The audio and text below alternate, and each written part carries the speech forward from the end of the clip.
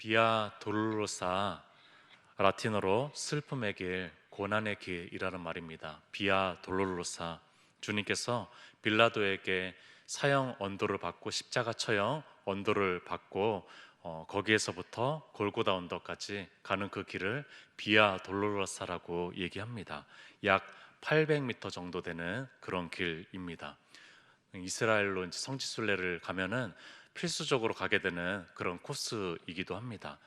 길을 걷다 보면은 길이 좁거든요. 점점 좁아지고 좁아지는데 걷다 보면은 주위에 보이는 것의 대부분은 상점입니다. 상점들이 그렇게 많이 있어요. 근데 그 상점 안을 들어가 보면은 전부 다 십자가 액세서리인데 그것을 파는 사람들은 대부분이 아랍인들이라는 것입니다. 아주 아이러니하죠. 무슬림 아랍인들이 그 십자가 액세서리, 십자가 목걸이, 십자가 열쇠고리 이런 것들을 팔고 있다라는 것입니다. 마음으로 십자가를 묵상하려고 그 길을 걷다가 눈으로 십자가 상품들만 묵상하면서 그 길을 걸을 수도 있습니다. 왜냐하면 그렇게 상점들이 많고 그렇게 예뻐 보이는 액세서리가 많아서 저도 걷다가 결국에는 이제 하나를 구입하게 되더라고요. 그렇게 십자가 상품만 구입하게 되다가 그 십자가 고난의 그 골고다 언덕까지 비아 돌로로사를 그저 슬픔이 아니라 그냥 그렇게 재미나게 올라가는 기억이 있었습니다. 성지 순례자들도 있었지만 더 많게는 일반 관광객들이 더 많더라고요. 십자가 이야기만큼 우리 그리스도인에게 가슴을 뜨겁게 하는 그런 이야기도 없습니다. 그러나 반면에 십자가 이야기만큼 너무나 많이 들어서 너무나 뻔해서 우리에게 무덤덤해지고 무감각해지는 그런 이야기도 십자가 이야기만한 것이 또 없다라는 생각을 해보았습니다. 여러분들, 이 십자가가 나의 실존에 어마어마한 그런 복음, 굿뉴스라고 하죠. 새로운 뉴스로서 작동을 여전히 하고 있는지, 혹은 우리의 그저 구원받은 표시로서의 하나의 상징물, 모형 그런 것이 돼버리진 않았는지, 하나의 상품이 되어버리지 않았는지 한번 되돌아보는 그런 십자가의 묵상의 그런 시간들이 되었으면 좋겠습니다. 여러분들, 그만큼 너무나 많이 들었어요. 십자가에 대한 이야기, 십자가에 대한 설교, 또 십자가에 대해서는 우리가 너무나 잘 알고 있는 것이라는 것입니다. 오늘 본문의 예수님은 제사 제단의 숙명적 제물이 된 어린 양처럼 수동적 태도를 취하고 계십니다. 17절 앞부분에 그들이 예수를 맡음에, 여러분들, 그들이 별 볼 일 없는 그들이 예수를 맡고 있어요. 18절에 앞부분에 그들이 거기서 예수를 십자가에 못 박을세. 여러분들, 예수님은요 철저히 수동적 어린 양처럼 그런 태도를 취하고 있다는 것입니다. 여러분들, 3년 동안의 공생의 그 사역을 한번 생각해 보십시오. 여러분들, 우리 주님께서 얼마나 능동적 태도를 취하셨습니까? 갈릴리와 그 주변부를 열심히 다니시면서 그 열심과 열정을 다니시면서 담대히 하나님 나라를 선포했고요, 복음을 가르쳤고, 병든 자를 고쳤고, 귀신을 쫓으면서 그 능동적인 태도의 사역들을 과감하게 하셨습니다. 그런데 이제 이 십자가 앞에서는요, 이분이 어린 양처럼, 완전한 어린 양처럼 수동적 태도를 취하고 있다는 것입니다. 재판을 위해서 필요한 대답 외에는 더 이상 말도 하지 않고 어떤 행동도 취하지 않습니다. 우리 주님은 빌라도의 잘못된 방식과 과정의 재판에 억울함을 호소하지도 않습니다. 우리 주님은요, 십자가에 못 박아라, 십자가에 못 박아라 외치는 그 유대 백성들에게 자신의 3년 동안의 공적을 이야기하지도 않고 변호하지도 않습니다. 여러분들, 우리 주님은요 대제사장과 또한 종교 지도자들을 위해서 향해서 어떤 종교적인 논쟁을 하지도 않습니다. 이들의 잘못된 신학과 잘못된 종교심을 향해서 그들을 꼬집지도, 그들을 향해서 신학적인 논쟁도 벌이지 않습니다. 여러분들, 이분은요 그저 묵묵히 어린 양처럼 이들이 하는 대로, 이들이 말하는 대로 조롱당하시고 또한 그 행동을 취하고 당하고 계십니다. 여러분들, 이런 주님을 생각하면은 분통이 터집니다. 이분이 이러시면 안 되는데 분통이 터지죠. 여러분들 올바른 그리스도인이라면요, 분통이 터지고 분노가 치밀어 오릅니다. 그런데 예수님이 능동적 자세를 취하는 문장 하나가 눈에 띕니다. 여러분들 17절 중간 부분에 있습니다. 예수께서 자기의 십자가를 지시고. 여러분들 유일한 능동적 태도와 행동의 문장입니다. 여러분들 이 문장이야말로 주님께서 주어가 되셔서 능동적으로 하고 계시는 그런 문장 한 문장이라는 것입니다. 그분이 자의로, 그분이 자신의 힘으로 한 유일한 일은요, 십자가 처형을 당하기 위해서 십자가를 들고 또 들고 힘들어도 또 들고 들었던 것입니다. 지금 예수님께서 온 힘을 다해서 하신 일은요, 십자가를 지고 또 지고 지신 일이라는 것입니다.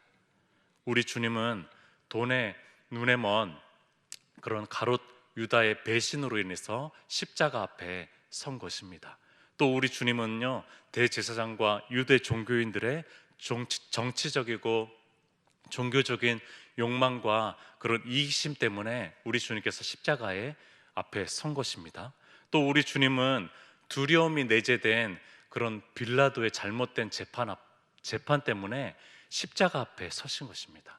또 우리 주님은요, 우리의 죄악 때문에 그분께서 십자가 처형대 앞에 서신 것입니다. 그러나 여러분들 이 모든 것 때문에 주님께서 십자가에 설 수밖에 없었어요. 그러나 여러분들 이 한 면이 정말로 중요합니다. 여러분들, 그러나 그분은 순교자로 돌아가신 것이 아닙니다. 여러분들, 이분은요, 주님은 자발적으로, 심지어 의도적으로 십자가를 향해서 뚜벅뚜벅 걸어가십니다. 어떤 타인에 의해서, 어떤 다른 영향에 의해서 이분이 그 앞에 섰지만요, 그러나 이 십자가를 지시고 지신 것은 주님의 자발적인 선택이었다는 것입니다. 우리 주님은 어쩌면은 탄생 때부터 그 공생의 전체를 향해서 뚜벅뚜벅 걸어가신 목표는 바로 십자가였다라는 것입니다. 주님은 자신의 고난과 죽음을 반복적으로 예언하시면서 예루살렘에 죽기까지 꾸준히 그곳을 향해서 나아가신다는 것입니다. 여러분들, 주님은 자신의 죽음과 관련해서, 십자가와 관련해서는 반드시 해야 된다, 이것은 반드시 해야 된다, 영어로는 must, 여러분들 이 단어를 사용하면서까지 주님은 십자가로 향하셨던 것입니다. 이 표현을 계속적으로 사용하셨죠. 요한복음 10장에는 선한 목자는 양들을 위하여 목숨을 버린다, 이를 내게서 빼앗는 자가 있는 것이 아니라 내가 스스로 버리노라. 내가 빼앗겨서 그렇게 되는 거 아니야, 내가 스스로 버리는 거다. 여러분들, 우리 주님은 이 길을 스스로 능동적으로 걸어가고 계신다는 것입니다. 이 주님 십자가 지심이 참 놀라운데, 또 한편으로 우리 하나님 하늘 아버지의 주권과 섭리도 참으로 놀랍습니다. 여러분들, 그러고 보니까 겟세마니 동산에서 제자인 가룟 유다가 군사들을 데리고 와서 예수님을 끌고 갈 때도, 자, 그리고 불의하고 불법한 재판을 통해서, 그것도 로마가 자랑했던 로마법, 완벽하다고 자랑했던 그 로마법에 의해서 십자가 처형을 당하게 된 것도, 또 빌라도가 예수님 사형수 그 죄목으로 패를 올렸는데 나사렛 예수 유대인의 왕이라, 이것을 헬라어, 히브리어, 로마어로 기록을 했거든요. 만천하에 공개적으로 다 볼 수 있을 정도로 그 패를, 죄목을 유대인의 왕으로 죽은 거다라고 하면서 올린 것도, 군인들이 예수님의 옷을 벗겨서 알몸이 된 상태에서도 불구하고 군병들이 예수님을 조롱하면서 그 옷을 나눈 것도요, 말씀을 응하게 하려는 것이었다는 것입니다. 하나님의 뜻을 응하게 하려는 것이었다는 것입니다. 18장 9절에 말씀을 응하게 하려, 18장 32절에 말씀을 응하게 하려, 19장 24절에 이는 성경에 응하게 하려 함이로라. 19장 28절 보진 않았지만 그 후에 예수께서 모든 일이 이미 이루어진 줄 아시고 성경을 응하게 하려 하사. 여러분들, 이 모든 것들이 하나님의 말씀을 이루게 하는 그런 것이었다라는 것입니다. 여러분들, 이게 불순한 표현일 수도 있습니다. 잘못된 표현일 수도 있겠지만, 여러분들, 이 모든 사람들이 악의적 동역자가 됐다라는 것입니다. 이 십자가를 향해서, 이 십자가 하나를 위해서 이 모든 사건들과 이 모든 일련의 과정들이 마치 회오리 바람에 모든 것들이 다 빨려드는 것처럼 이 십자가를 향해서 이 모든 사건들이 집중되고 있는 거예요. 그런데 하나님의 뜻이 이루어지고 있는 거예요. 하나님의 섭리가 이루어지고 있는 모습입니다. 여러분들, 이것이 바로 예수님이 걸으셨고 예수님이 향하셨던 이 십자가 사건이었다라는 것입니다. 여러분들, 초대교회 당시에 요한이 이 요한복음을 기록해 그 당시에 외부적 영향과 외부적 핍박들이 많이 있었습니다. 그러나 내부적인 씨름들도 있었습니다. 그것은 바로 이단적인 사상과 씨름입니다. 왜냐하면 이 초대교회 당시에는 신학이 정립되어 있지 않았기 때문에 그렇습니다. 여러분들, 이 당시에 굉장히 유행했던 이단적 사상이 바로 영지주의입니다. 영지주의. 여러분들, 이 영지주의 사상은 영과 육이 구분되어 있고, 그래서 육은 썩어 없어질 거니까 대충 이렇게 해도 되고 영적으로 살아야 된다, 뭐 그런 것인데요. 여러분들, 이들이 주장했던 것 중에 하나가 뭐냐면요, 십자가에서 달리신 분은 예수님이 아니라 다른 사람이다라는 거예요. 여러분들, 우리가 이해하기 힘들죠. 하나님의 아들은 죽을 수 없다라는 것을 이들은 믿고 있었어요. 이것이 영지주의 사상의 하나의 주장이었습니다. 여러분들, 우리는 이해하기 힘듭니다. 우리는 우리 주님께서 십자가에서 달려 돌아가셨다는 것을 역사적으로도 믿고 우리의 마음으로도 신뢰하고 믿고 있습니다. 영지주의자들은 믿지 않았어요. 왜냐하면 하나님의 아들의 죽음을 도무지 받아들이기 어렵기 때문에. 여러분들, 이단적인 사상에는 그런 씨름이 있습니다. 어떤 신학적인 씨름이 있어요. 그저 이단이 나온 것이 아닙니다. 뭐 신천지나 이런 잘못된 이단 말고요, 그 주류 안에서 씨름한 이단들은요, 나름대로 고민과 그게 있었다라는 거예요. 여러분들, 이 당시에 어떻게 하나님의 아들이 죽을 수가 있지? 그 사람은 예수님이 아니었을 거야. 다른 사람이었을 거야. 여러분들, 이 영지주의 이들은요, 예수님의 아들의 죽음을 심각하게 받아들인 거예요. 여러분들, 굉장히 크게 받아들인 겁니다. 여러분들, 엄청난 크기로 받아들인 거예요. 이 죽음을 받아들일 수 없었던 겁니다. 우리는 어떻습니까? 여러분들, 우리는 어떻습니까? 우리에게 십자가는 어떠한 크기입니까?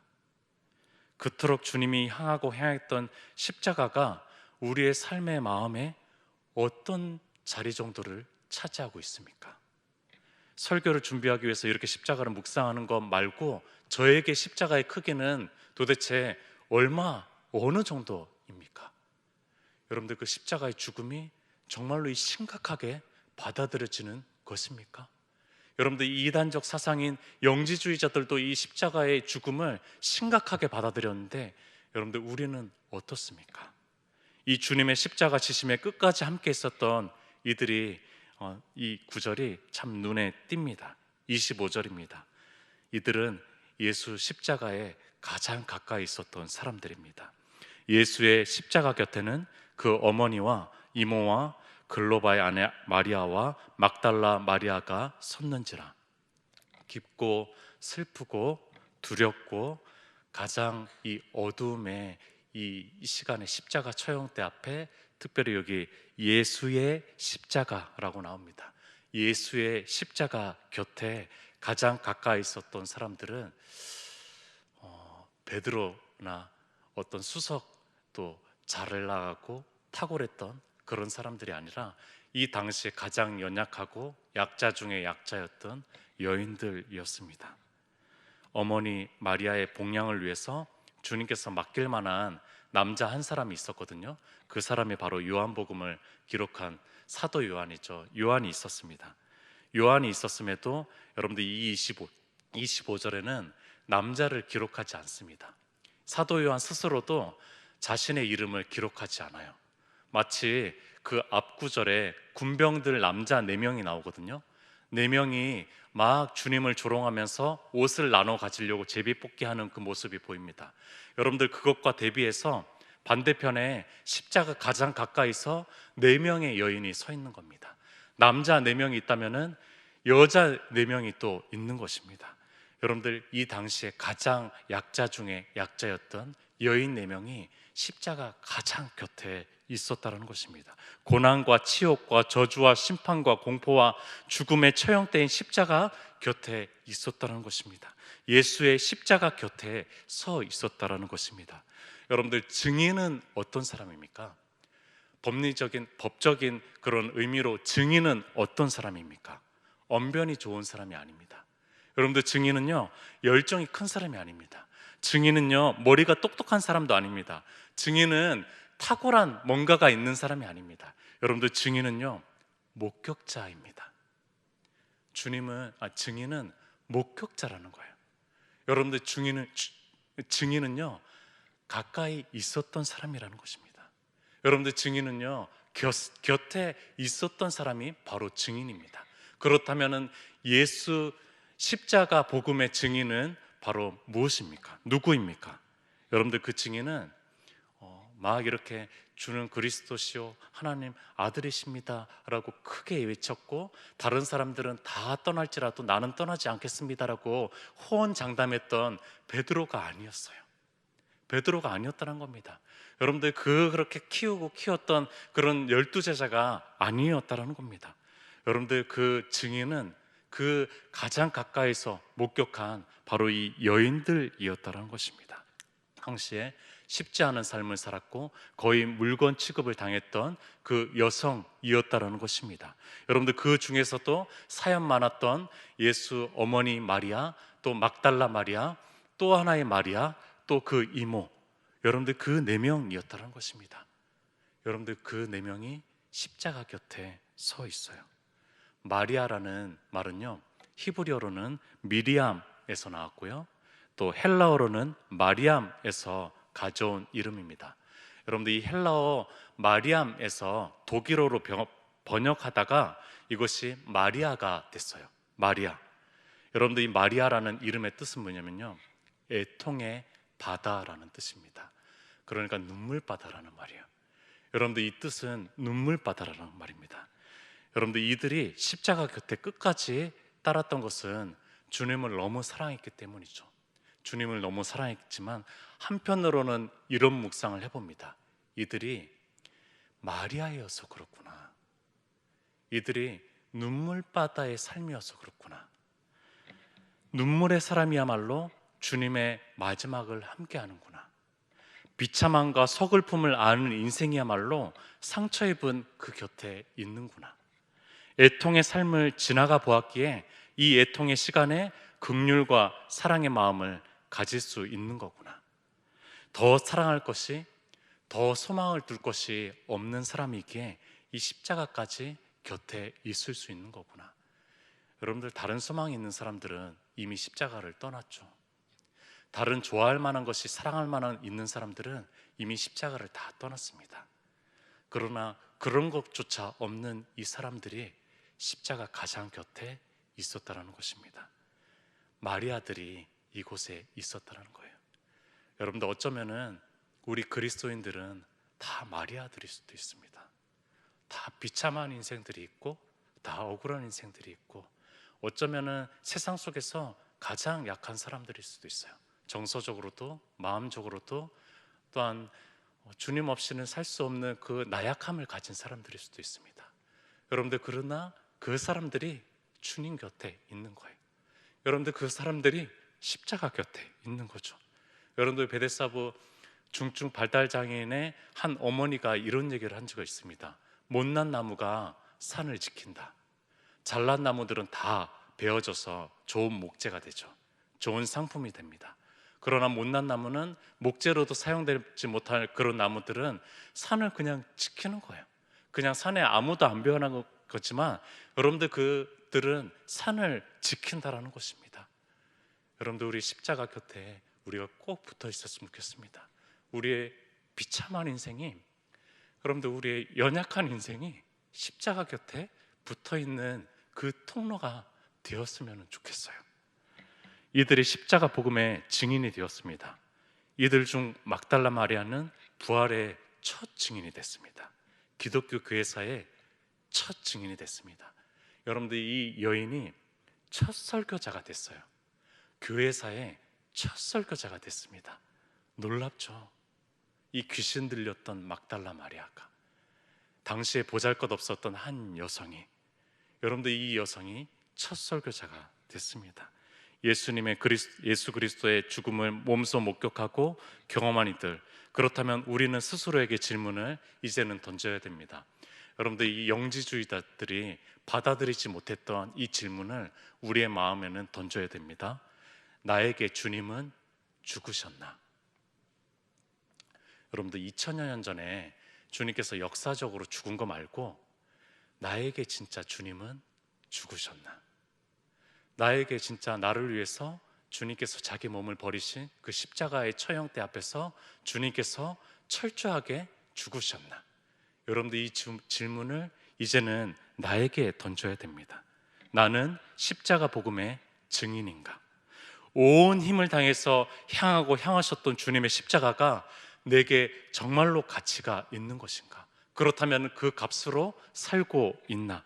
이 엄청난 가치의 은혜에 또 자존감으로 내가 살아가고 있나? 어느새 예수 십자가가 본 해퍼가 얘기했던 값싼 은혜로 전락해 버리진 않았나? 나는 오늘도 십자가 곁에 나아갈 것인가?